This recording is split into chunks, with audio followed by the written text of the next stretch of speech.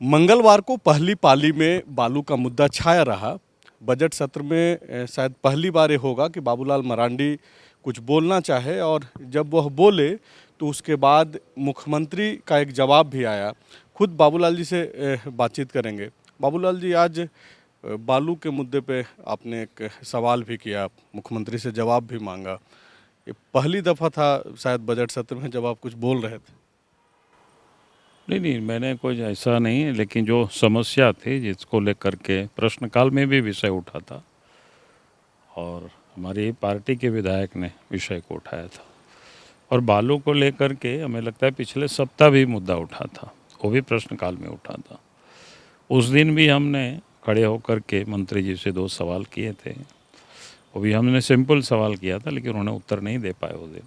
उन्होंने पूछा था कि भाई बालू घाट कितनी है और कितनी घाटों की नीलामी हुई है, ये तो बताओ, तब तो समझ में आएगा क्या स्थिति है, क्योंकि मैं जानता हूँ आज की हालत क्या है। तो आज भी बालू से ही संबंधित प्रश्न था और उस पर ही बार बार दोनों तरफ से चल रहा था मामला। और दोनों तरफ से ही नहीं, बल्कि सदन के अंदर जितने भी विधायक थे सब पीछे से सारे लोग बोल रहे थे। ठीक है, सत्ता पक्ष के लोग खड़े होकर के नहीं बोल पाते सरकार से, वैसे उनको थोड़ा सा सरकार की भी प्रतिष्ठा को बचानी होती है, लेकिन वो सब लोग भी बोल रहे थे कि भाई सब पूरे राज्य में यही हालत है। पुलिस पैसे वसूल रहे हैं, लोगों को परेशान कर रहे हैं। जो ट्रैक्टर से बालू अपने घर बनाने के लिए लोग जाते हैं लोकल, उनको भी तंग करते हैं, पकड़ लेते हैं, केस कर देते हैं, जेल में डाल देते हैं, पैसे वसूलते हैं। तो ये समस्या थी। तब मुझे लगा कि हम खुद खड़े होकर के हम बोलना पड़ा। तो हमने कहा कि भाई देखिए, सरकार ने मेरे जानकारी में पूरे राज्य में सभी बालू घाटों की नीलामी नहीं की है। उसका कई कारण है, मैं यहाँ कारणों की चर्चा नहीं कर रहा था। तो हमने कहा कि भाई अब चूँकि राज्य में जो निर्माण कार्य चल रहा है, वहाँ काफ़ी लोगों को रोजगार दिया हुआ है, काम मिला हुआ है और काम भी हो रहा है। कोई घर बना रहा है, कोई कुछ बना रहा है। तो हमने कहा कि भाई जो लोकल जो बालू की ज़रूरत है वो कहीं से भी कोई लावे, उसके ऊपर तो कम से कम ये धर पकड़ नहीं हो। चूँकि आपने बालू घाट की नीलामी नहीं किया है, निर्माण काम तो नहीं रोक सकता है, तो लोग कहीं से लोग लाएंगे ही। तो आप बॉर्डर पर लगा दीजिए चेक पोस्ट। अगर कोई बाहर तस्करी कर रहा है, कोई यूपी की ओर ले जा रहे हैं बालू, बिहार की ओर ले जा रहे हैं, बंगाल की ओर ले जा रहे हैं, या छत्तीसगढ़ या किसी भी राज्य की तो बाहर लोग ले जा रहे हैं, तो आप उसको पकड़िए, हमारा कोई दिक्कत नहीं होगी। लेकिन कम से कम झारखंड राज्य के अंदर जहाँ भी निर्माण का काम चल रहा है वहाँ तो आप बालू को फ्री कर दीजिए, उनको कोई दिक्कतें नहीं हो।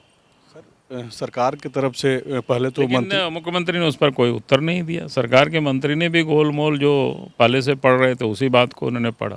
बादल पत्रलेख ने कहा कि जो बॉर्डर का इलाका का जांच करने के लिए अगर बालू बाहर से आ रहा है या फिर जा रहा है तो डिस्ट्रिक्ट टास्क फोर्स बना हुआ है और भीतर अगर कोई थानेदार पकड़ रहा है तो इसकी लिखित अगर आप सूचना दे रहे हैं तो कार्रवाई होगी, क्योंकि कोई आदेश इस तरीके का सरकार। हमने कहा कि कई बात मैंने तो सदन में भी कहा, हम अपने क्षेत्र के बारे में मैंने बताया।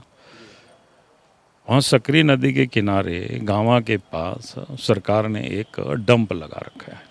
डंप को दिया है किसी को लाइसेंस, कौन है पता नहीं,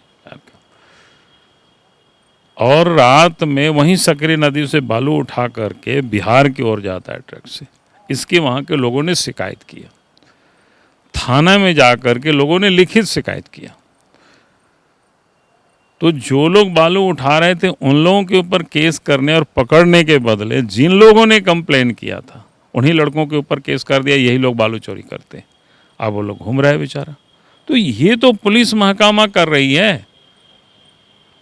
हमने एफआईआर की केस नंबर के साथ हमने गिरिडीह एसपी को कहा है कि भाई इस पर आप तो जांच कराओ, अब देखें वो क्या करता है। अब ये बताओ कि हर कोई विधायक के यहाँ तक तो नहीं पहुँच सकता है, एमपी के यहाँ तक नहीं पहुँच सकता है, और हर कोई की बातों को सदन में नहीं लाया जा सकता। उतना किसी के कहाँ संभव, बेचारा गाँव घर में लोग रहते हैं। तब तो ये कहे कि हमको दीजिएगा तभी जांच करेंगे। भाई इनका काम है सरकार का। अगर इस प्रकार की शिकायतें आ रही है तो सीधे थानेदार को वो सर्कुलर जारी कर दे कि भाई आप नहीं पकड़ सकते हैं कहीं, और उस सर्कुलर को सारा थाना को भेज दें, अखबार में विज्ञापन दे दें। इतना सारे तो विज्ञापनों में पैसे खर्च करते हैं, ये क्या मजाक की तरह बात करते हैं। भाई हमको सूचित करें तो हम उस पर कार्रवाई करेंगे। आप बताओ, ये तो लगता है कि बिल्कुल कमज़ोर लोग बोलते हैं।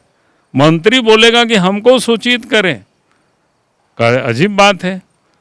आपको क्या लग रहा है, ये जो लोग संलिप्त हैं, जिस तरीके से आप बोल रहे हैं कि आपके गांव के पास कहीं जो सकरी नदी की जो बात कर रहे हैं, और जिस तरीके से भाजपा के जो विधायक हैं आपके, वो लगातार सदन में नारेबाजी भी कर रहे थे कि बालू बेचने वाली सरकार है, और इस तरीके का एक बातचीत भी बोला जा रहा था। तो आपको ये लगता है कि कोई राजनीतिक लोग भी इस पूरे खेल में शामिल? देखिए, मैं तो बार बार कह रहा हूँ, सत्ता के संरक्षण में बालू की तस्करी हो रही है। हमारी जगह का तो बहुत छोटा जगह है, वहाँ की बालू तो उतनी क्वालिटी का भी नहीं है, लेकिन चलो बिहार चला जाता है तो लोग उतना, हम लोग तो वहाँ के बालू को लगाते भी नहीं हैं, क्योंकि वहाँ हमारे यहाँ मैका का डस्ट होता है, तो इसलिए हम लोग भी बालू तो दूर से लाते हैं। कहने का मतलब वहाँ के बालू तो बालू तो आपको कह रहे हैं, दुमका से हमको लोग बताया, महारो के बगल से नदी है मयूराक्षी नदी, और उससे प्रत्येक दिन 100-150 ट्रकें जाती है, क्या बोलते हैं, बिहार की ओर, भागलपुर की तरफ। बरहेट के पास से जाती है, जहाँ मुख्यमंत्री का विधानसभा क्षेत्र है, वहाँ से सैकड़ों ट्रकें निकलती है और बंगाल और बिहार की तरफ जाती है। वहाँ विधायक जामताड़ा के थे, वो बता रहे थे कि कौन घाट है, बजड़ा घाट कहीं पर, तो बोला कि हम तो एक दिन माफिया लोगों से बचते गए। आज ही हमको बता रहे थे हाउस में, सर बहुत भयावह स्थिति है, लेकिन वो चूँकि सत्ता में है तो थोड़ा सा बच करके बोलता है, नहीं तो लोग बोलेगा कि वो पार्टी विरोधी है। आप इरफान अंसारी की बात कर रहे हैं, उनकी बातों को तो उनके पार्टी के मैं लोग जानता हूँ भाई, उस इलाका को मैं जानता हूँ, क्योंकि हम दुमका से भी 2-2 बार एमपी रहे हैं। ऐसा नहीं है कि उस इलाके में कहाँ से बालू निकलता है, और हमको तो रोज़ वीडियो भी लोग भेजते हैं, और कहोगे तो जब हमको लोग वीडियो या कहोगे तो हम मंगा करके आप लोगों को भी भेज दिया करेंगे। ऐसा थोड़े हम किसी की सिर्फ बात पर हम विश्वास नहीं करते, लेकिन चूंकि एक विधायक है और वो भी हमें बता रहे थे, चारों तरफ भी भयावह स्थिति है, लूट मची हुई है। और जिस प्रकार से आज आपने देखा कि भाई हम इस राज्य के मुख्यमंत्री रहे, इतने ही कहे तो, लेकिन मुख्यमंत्री खड़े होकर के बोल सकते थे, जवाब दे सकते थे, लेकिन उस पर खड़े नहीं हुए। दूसरी बात तो जवाब दिया कि अप्रैल से नीलामी की प्रक्रिया शुरू हो जाएगी। मैं कह रहा हूँ अप्रैल से नीलामी शुरू हो जाएगी, लेकिन जब तक कुछ नीलामी नहीं हुई तब तक तो लोगों को रिलैक्स मिलना चाहिए ना। इसको बोलने में क्या दिक्कत था उनको, हमको ही समझाइए साहब, क्या बात करते हैं। हमने जब मुख्यमंत्री बनते ही सारे बालू घाट को हमने फ्री कर दिया, सारे माफिया को हमने भगा दिया था, और सब लोग आराम से बालू ले जा रहे थे। कौन सा कानून बाधक आए? उस समय तो हाईकोर्ट तक लोग पहुंच गए थे। हाट बाजार के उस समय नीलामी होता तो उसको हमने समाप्त कर दिया था, लेकिन हमने कहा कि नहीं साहब, हम चाहते हैं लोगों को रिलीफ देना, खत्म बात है। सर एक आखिरी सवाल है कि क्या बाबूलाल मरांडी को, जो राज्य के प्रथम मुख्यमंत्री भी रहे हैं, उनको सदन में बोलने से रोका जा रहा है? क्योंकि जिस तरीके से आपके पार्टी के विधायक जो है लगातार यह मांग कर रहे थे, और स्पीकर से उनको आग्रह भी करना पड़ा कि बाबूलाल जी राज्य के प्रथम मुख्यमंत्री हैं तो उनको बोलने दिया जाए, और स्पीकर ने बाद में बोला भी कि बाबूलाल जी को बोलने के लिए पैरवी की ज़रूरत नहीं है।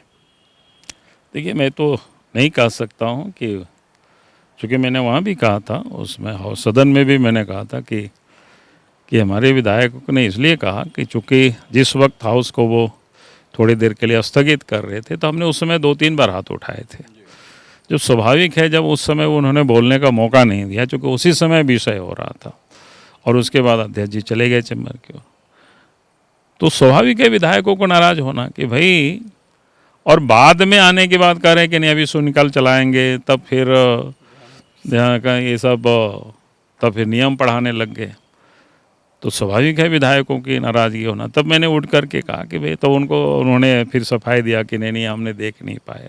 अब हो सकता है व्यक्ति है, नहीं भी देख सकते हैं, इसलिए बेहतर तो वही बता पाएंगे। हम तो ऐसे ही कोई बहुत बोलना नहीं चाहते हैं, लेकिन जब आप कुछ बोले तो उसका जवाब आया मुख्यमंत्री की तरफ से। लेकिन कहाँ जवाब आया? आधा अधूरा ही सही, लेकिन जवाब तो मुख्यमंत्री ने दिया, क्योंकि आपने एक बात बोली कि सदन में मुख्यमंत्री मौजूद हैं, तो वही जवाब दें। हाँ, चूंकि मुख्यमंत्री वहाँ नीतिगत मामला था ना, क्योंकि मैं जानता हूँ अगर हम ये बोलते कि मंत्री से हम क्यों सवाल, तो ये नहीं कर सकते हैं। अगर मुख्यमंत्री वहाँ है और मामला नीतिगत है कि अगर बालू घाट को हम फ्री करने की बात करें, तो एक मंत्री का हिम्मत नहीं है कि वो फ्री कर सकता है, वो आश्वासन दे सकता है, लेकिन मुख्यमंत्री वो बोल सकता है। क्योंकि मुख्यमंत्री सदन के नेता होते हैं, सरकार के मुखिया हैं, वो निर्णय ले सकती है।